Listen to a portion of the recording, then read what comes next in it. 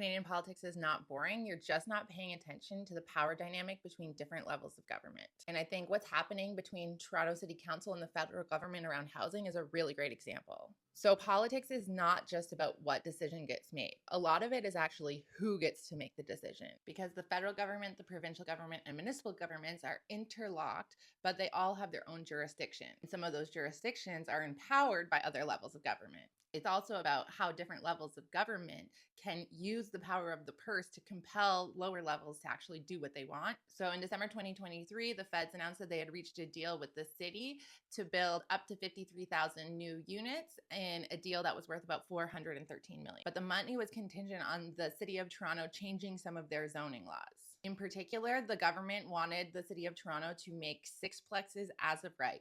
Not 6 stories, sixplexes, basically saving a lot of paperwork and time for everybody on both sides. So this dynamic is really interesting because the federal government can't actually make the decisions around zoning, but because governments are all creatures of another government, the power of the purse can actually really force council's hand. And that's what we're seeing in Toronto right now. So last month, the city council in Toronto voted against as of right zoning for sixplexes across the city. And now the federal housing minister is threatening to take back some of that money or withhold up to $31 million of funding. We've seen this sort of dynamic play out a ton in Ontario as Doug Ford has really chopped away at the decision-making power of councils. And the question of who gets to decide things, we see a ton in the States where we hear things like states' right. A lot of it happens as well in healthcare because the federal government collects the healthcare taxes, but the governments actually implement and run the healthcare system.